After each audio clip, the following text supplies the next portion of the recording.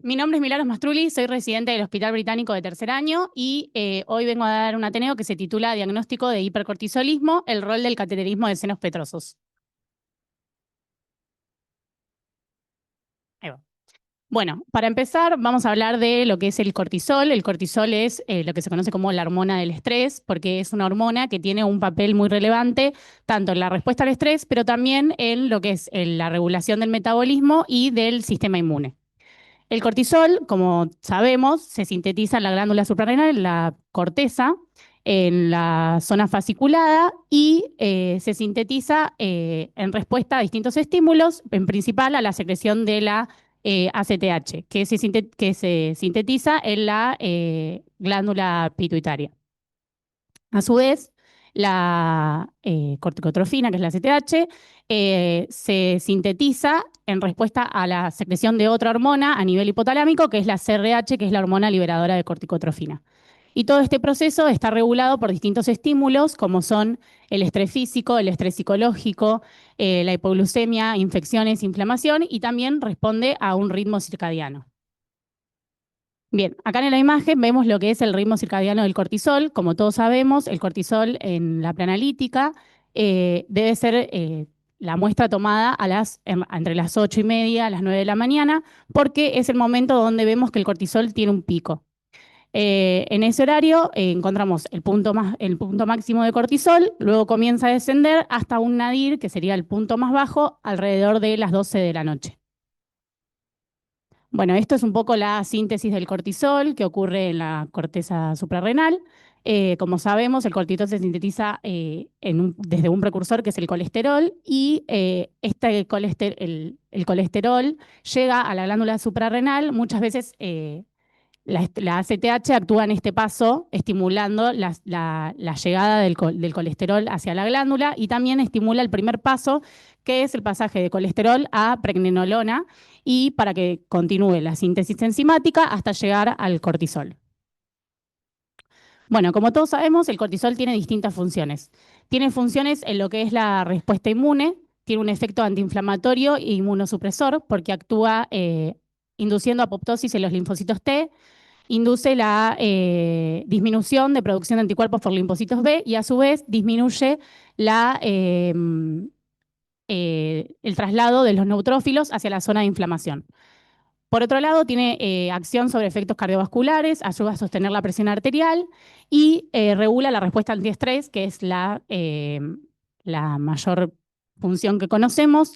Cuando nosotros nos exponemos a un estrés, lo primero que se activa es el sistema nervioso simpático, se va a estimular la secreción de catecolamina, se va a estimular la frecuencia cardíaca y la frecuencia respiratoria, y si ese estímulo de estrés continúa, se actúa el sistema hipotálamo hipofisario y se secreta el cortisol. Y el cortisol tiene distintas funciones que hacen que el cuerpo se mantenga preparado para responder a ese estrés y tenga energía suficiente. Y para eso tiene distintas funciones sobre la homeostasis de glucosa, proteínas y lípidos. Para ampliar esto, el cortisol actúa en distintos órganos diana, como es, por ejemplo, en el hígado, donde aumenta la síntesis de glucosa de nuevo, o sea, la gluconeogénesis, y a su vez disminuye la síntesis de glucógeno. En músculo esquelético, lo que hace el cortisol es disminuir la captación de glucosa y aumenta el consumo de las proteínas para generar aminoácidos glucogeneicos que se utilizan luego para producir más glucosa. En el páncreas estimula la síntesis de glucagón y disminuye la insulina. Como todos sabemos, la insulina hace que disminuzca, que baje la glucosa sanguínea, y el glucagón hace todo lo contrario. Aumenta la síntesis de glucosa a nivel hepático y disminuye la síntesis de glucógeno. Y en el tejido adiposo aumenta la lipólisis y produce la liberación de ácidos grasos libres que también se utilizan como energía para otras células. Entonces, en base a estas funciones que tiene el cortisol, cuando nosotros tenemos un paciente que está sometido a altos niveles de cortisol por un tiempo prolongado, comienzan a aparecer ciertos síntomas que tienen mucho que ver con las funciones del cortisol y algunos se relacionan con esto. Por ejemplo, como dijimos, el cortisol actúa sobre el tejido adiposo generando lipólisis. Pero lo que pasa cuando el cortisol está alto por mucho tiempo no es que se degrada toda la grasa, sino que comienza a haber una redistribución de la grasa corporal, generando, por ejemplo, la cara de luna llena, la joroba de búfalo o jiba, acumulación de grasa excesiva en el abdomen, puede presentarse propensión a hematomas, estrías, problemas menstruales, ausencia de periodo, hirsutismo, que es la aparición de vello facial, hipertensión arterial, debilidad muscular, osteoporosis, afecciones mentales. Estos son algunos de los síntomas que encontramos cuando el paciente tiene hipercortisolismo. Entonces, el hipercortisolismo es el estado resultante de la exposición tisular excesiva al cortisol u otros glucocorticoides. Y se pueden dividir en dos causas, las causas exógenas y las causas endógenas. Las causas exógenas es el consumo elevado de medicamentos que contengan corticoides. En general, los corticoides están recetados en tratamientos para enfermedades autoinmunes por su capacidad de la regulación en sistema inmune, generalmente lupus, artritis, y cuando el paciente consume glucocorticoides por mucho tiempo, pueden verse estos síntomas. Y las causas endógenas, a su vez, también se dividen en dos, en las que son ACTH dependientes, que son el 80%, o las que son ACTH independientes. Dentro de las dependientes, vamos a ver los tumores que producen ACTH, que van a ser el tumor hipofisario o un tumor ectópico, ambos productores de ACTH. Y si hablamos de las ACTH independientes, vamos a hablar de un adenoma o carcinoma de glándulas suprarrenales que va a estar directamente en la glándula y va a producir directamente el cortisol. Entonces, como vemos, en los primeros dos casos, que son los ACTH dependientes, vamos a encontrar a nivel periférico la ACTH elevada o normal, porque, por ejemplo, en un tumor hipofisario, el tumor va a producir la ACTH va a estimular la glándula suprarrenal y la producción de cortisol, y el cortisol a su vez no va a poder hacer ese feedback negativo para disminuir la ACTH. En el segundo caso, donde vemos que la secreción es ectópica, el tumor ectópico va a generar la ACTH va a estimular la glándula suprarrenal, se va a estimular la síntesis de colesterol, y aunque el colesterol sí puede hacer ese feedback negativo con la glándula, con la hipófisis, la ACTH va a seguir elevada por la producción ectópica. Mientras que si el tumor es suprarrenal, el mismo tumor va a ser el productor de cortisol, que sí va a poder hacer ese feedback negativo y por lo tanto la ACTH va a estar suprimida. Entonces, acá es donde entramos nosotros en el diagnóstico bioquímico, que va a dividirse en dos etapas. Una primera etapa donde vamos a detectar y confirmar el hipercortisolismo, y una segunda etapa donde vamos a ver lo que es el diagnóstico etiológico, ver de dónde viene ese hipercortisolismo. Entonces, las primeras pruebas, que son las que demuestran hipercortisolismo, vamos a hablar de todas las pruebas donde medimos cortisol. Cortisol libre urinario, cortisol salival nocturno, prueba de inhibición de 1 miligramo de dexametasona, prueba de supresión a bajas dosis, cortisol vespertino nocturno o cortisol en orina de 22 y 23 horas. Y el origen lo vamos a ver con pruebas generalmente que medimos ACTH o pruebas de estímulo. La ACTH, la prueba de supresión de 8 miligramos de dexametasona, prueba de estimulación con CRH, prueba de estímulo con vasopresina o cateterismo de senos petrosos. Nosotros en nuestro laboratorio tenemos dos plataformas por las que medimos estas dos hormonas. El cortisol lo medimos en la plataforma Architect, ambos son inmunoensayos. El de Architect es un inmunoanálisis quimiluminescente de partículas, de micropartículas. Y la ACTH la medimos en los COBAS con la marca Roche. También es un inmunoensayo, pero en este caso es electroquimioluminiscencia. Bueno, nos vamos a basar en las tres pruebas que se utilizan para el screening para ver hipercortisolismo. Tenemos el cortisol libre urinario, el cortisol salival nocturno y el test de Nugent.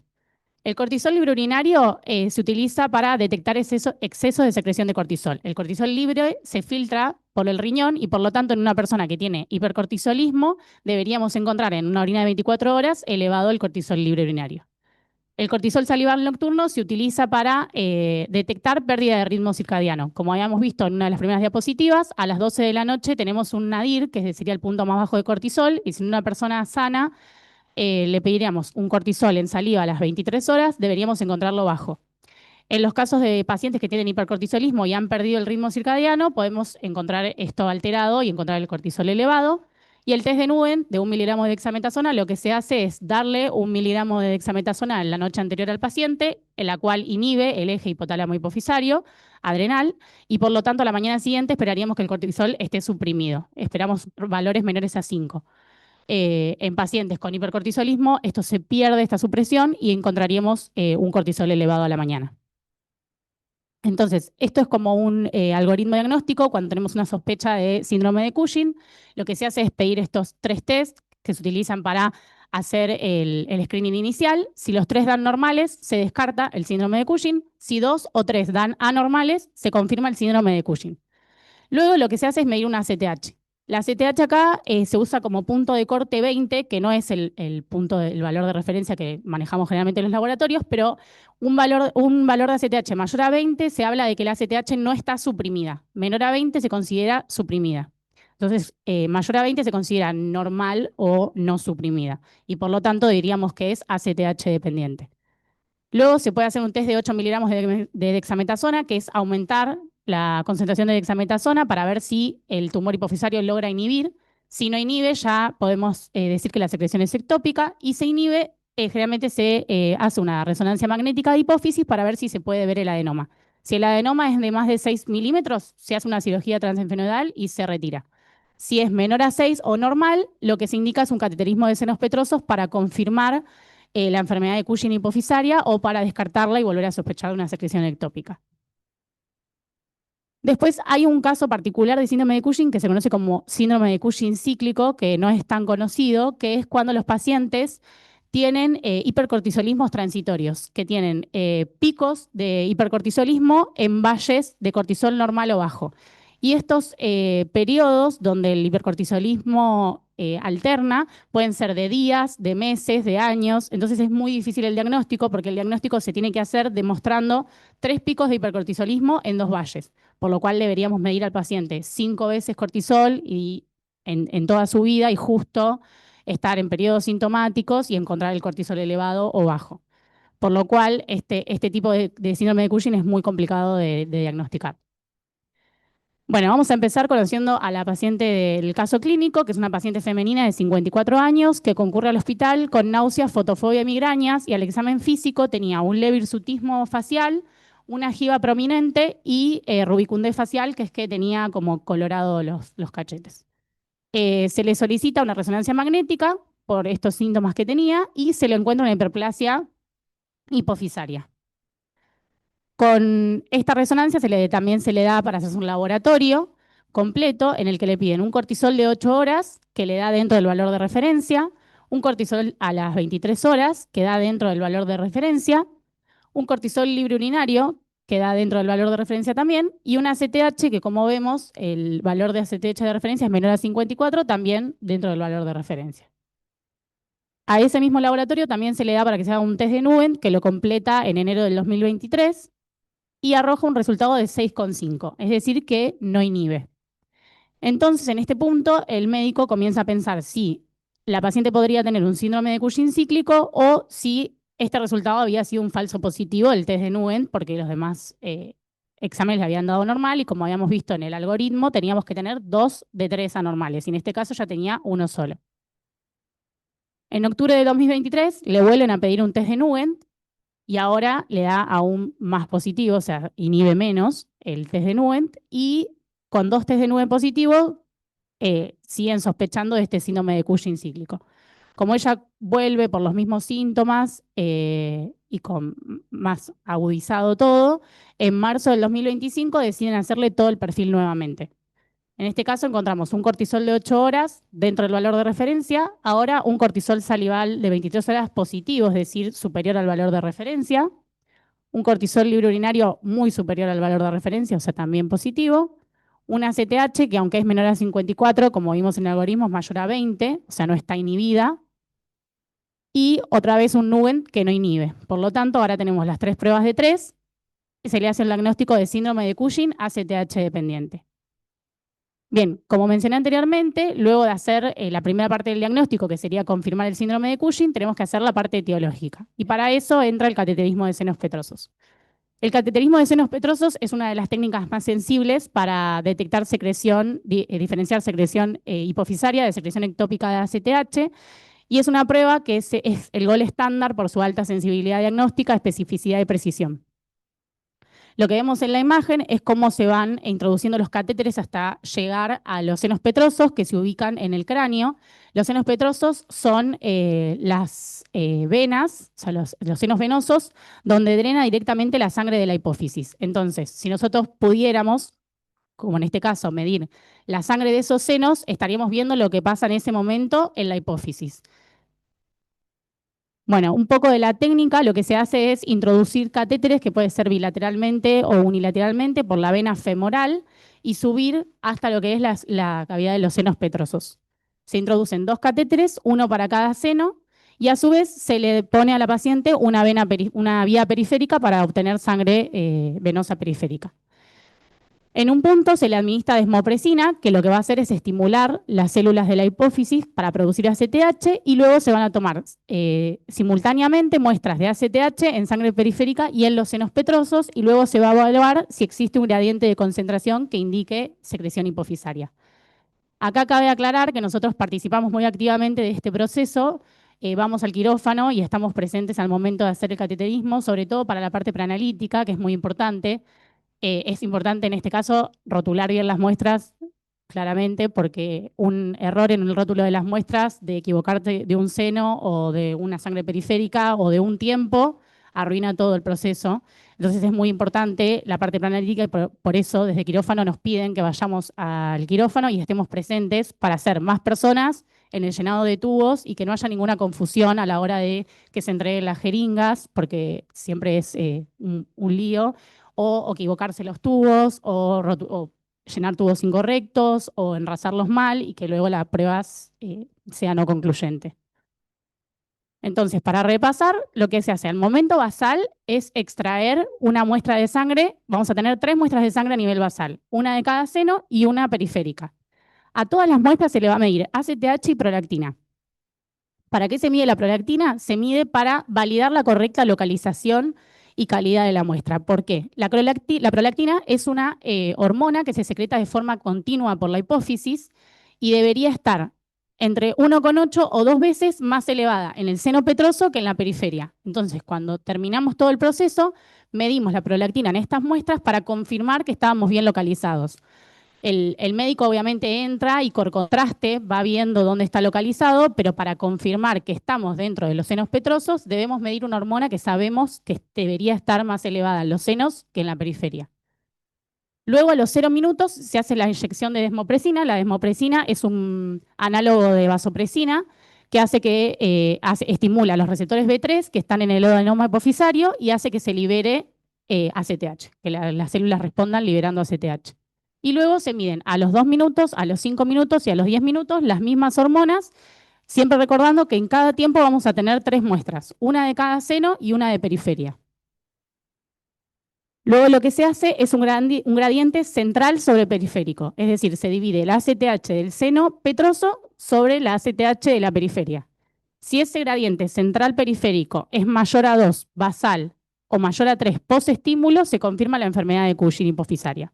Si el gradiente es menor a 2 basal y menor a 3 posestímulo, se confirma la secreción de ACTH ectópica. Y también lo que podemos hacer es comparar la ACTH que obtenemos de ambos senos. Si la relación entre las ACTH de ambos senos es mayor a 1,4, consideramos que el adenoma está lateralizado hacia alguno de los dos lados. Si da menor a 1,4, se puede decir que el adenoma está en el medio o es muy pequeño y no llega a generar esa diferencia. Ahora, si volvemos al caso clínico, lo primero que vamos a ver es los resultados de prolactina. Si vemos la prolactina en las venas periféricas, se mantiene bastante constante en todos los tiempos, baja un poco al final. Y si vemos la prolactina en ambos senos, es bastante más elevada que lo que deberíamos obtener en la periferia. Si hacemos la relación de la prolactina en el seno derecho sobre la periferia y la prolactina del seno izquierdo sobre la periferia, obtenemos siempre resultados mayor a 1,8 o 2 y por lo tanto confirmamos una buena localización del catéter. Entonces podemos ya partir de la base de que es válido el estudio. Ahora vamos a ver lo que pasa con la ACTH. Si vemos la ACTH a nivel periférico, tanto basal como posestímulo, vemos valores de ACTH que se mantienen en el tiempo.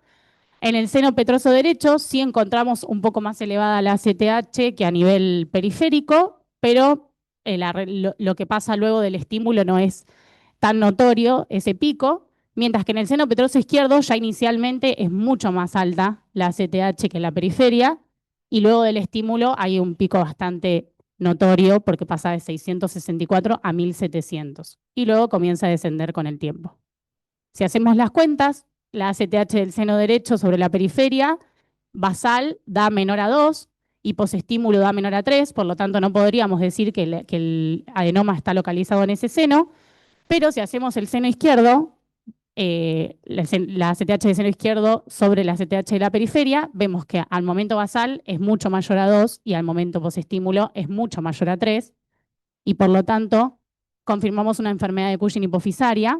Y solo para hacer las cuentas, aunque es bastante obvio en este caso, si hacemos la relación entre los senos es mucho mayor a 1,4 y por lo tanto confirmamos la lateralización del adenoma hacia el seno izquierdo. Bueno, ahora vamos a hablar un poco de lo que es el tratamiento del síndrome de Cushing. Hay 4 opciones de tratamiento: la cirugía transesfenoidal, la radioterapia, la farmacoterapia y la adrenalectomía bilateral. La cirugía transesfenoidal es el tratamiento de elección para la mayoría de los casos. Tiene buenos resultados. La remisión se define como un cortisol posoperatorio menor a 2 y se observa remisión en el 80% de los microadenomas y el 60% de los macroadenomas. Las tasas de recurrencia van del 5 al 35%, la mitad dentro de los primeros 5 años y la segunda mitad dentro de los otros 10, después de los 10 años. La radioterapia se utiliza en casos donde la cirugía no es opción o hay recidivas del adenoma. Tiene ciertas limitaciones, que la respuesta a la radioterapia es mucho más tardía que la cirugía y a su vez hay riesgo de panhipopituitarismo porque no se puede dirigir hacia solo las células del adenoma. La farmacoterapia está dirigida a la inhibición de la esteroidiogénesis suprarrenal, receptores de somatostatina y dopamina y receptores de glucocorticoides. Mismo también se utiliza en casos donde la enfermedad persiste o recurre o en aquellos casos que están haciendo radioterapia para paliar los síntomas. Siempre la elección es la cirugía, pero bueno, esto se puede usar en casos de que la cirugía no sea opción. Y la adrenalectomía bilateral, que es el último recurso porque es el más drástico, que es eliminar las glándulas suprarrenales, lo que implica que el paciente va a necesitar un reemplazo tanto de glucocorticoides como mineralocorticoides de por vida.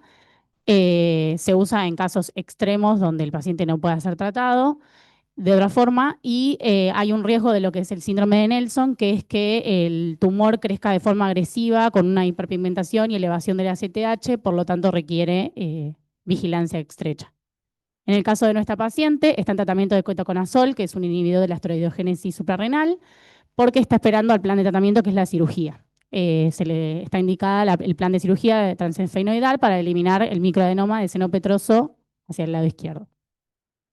Y bueno, las conclusiones es que el síndrome de Cushing es un desafío clínico que combina síntomas inespecíficos con alta morbimortalidad, que la confirmación bioquímica en varios pasos es esencial, que el cateterismo de senos petrosos sigue siendo el gol estándar para diferenciar la secreción hipofisaria de secreción ectópica, que la cirugía transesfenoidal es la terapia de primera línea con muy buenos resultados y que la paciente presentada ilustra la variabilidad del curso de la enfermedad y la necesidad de repetir en estudios ante resultados discordantes y el valor de una evaluación multidisciplinaria, que en este caso fue endocrinología, neurocirugía, radiología y laboratorio. Esta es la bibliografía y muchas gracias.